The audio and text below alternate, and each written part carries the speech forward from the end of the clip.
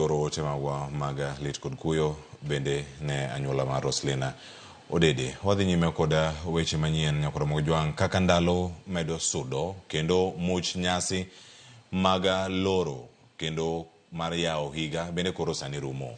Moko kuom jopiny yango ni pek mar ngima omako korgi mafuanda kowuok e nengo chiemo nyaka gige sikul.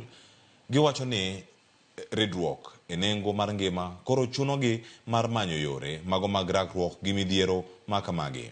Millicent Adhiambo nigi mathoth.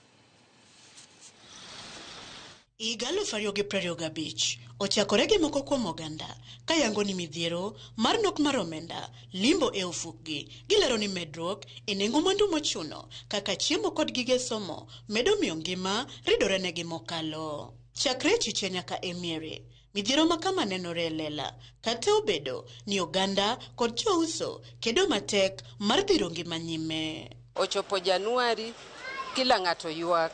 Kaka ng'oteri nyathi e skul, onge. Kaka nyathi ang'o chiem, onge. Koro sani ngima ni malo molo kata higni te mwasebedo kwa neno. Nikech chon, ninyalo yudo ni kaka Wednesday, ayudo kata profit siling 6,000, 7,000.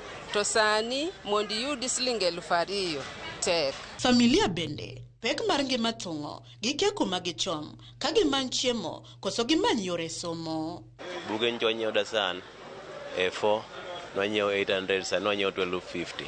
Moko kata gi omina nwating'o gi sani endi kidhi nyiewo kata kafia kama ido ka inyalo nyiewe 75 tidwa ni us ka kidwa use chuni nyaka goye mana 100 eka at least yud gimoro.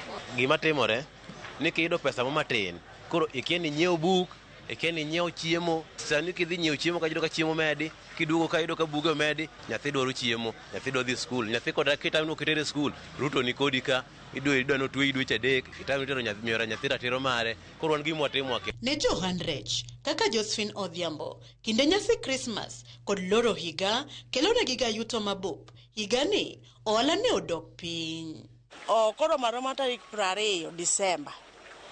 En ga ng'wech makata ka iholo loan ma 50,000 to in ga dier ni bang' Januar tin ga 1,100 miketa keto ohala to sani wang' nyonge kata ma karan mag siling 50 ka kende en 50 nyaka nende puka uso. Customers bende onge nikech kaka nwa uso rech opogore gi sani nyalo dhi kawo rech ng'ato kiparo ni nyalo uso mondo mi iyud gimoro kitieko uso onge pesa. Wach pek mar ngima koro chuno familia moko mondo kal maonge migago kaka owinjore. Sani awuok manyo ne nyithindo gi skul ma gidogo do skul.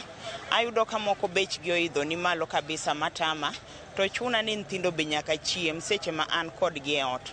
Koro ayudo ni nyathi nyalo chiemo gokinyi to kalo godiochieng' sa 7 moko chiemo maka ni monda enda ni aloso ne gige mag skul. Jola bende ywago reyo ka koro chuno mondo giwar mwandu e kwan mapiny kaka yor geng'o lal. Koro ang' akeli mang'eng mondo alewgo akelo matin marumo eka chaka kawo.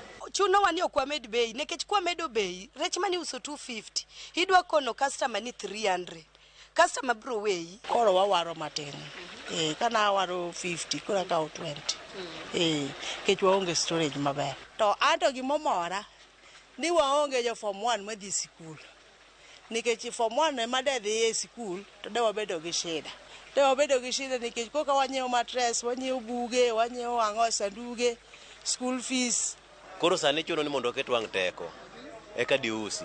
Penjo maduong' mapod nitie en ni bende geno nitie ni fuong'ruok nobedi.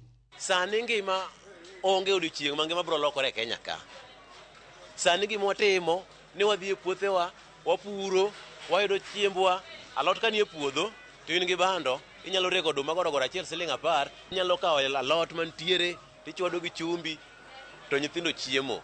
Unless no keli president moro manyien manyalo change lakini kapod wana guruto to onge ngimodi malo mar adieri kamoro amora ji ywak. School fees one kako duokonwa chien matin. Ngima mag chiemo be one kaka iduokonwa pes chiemo bende piny matin mondo kore kwane kaka wanyalo survive gi nyithinde udi. Millicent Adhiambo, Ramogi TV, Kisumu County. Kama chelo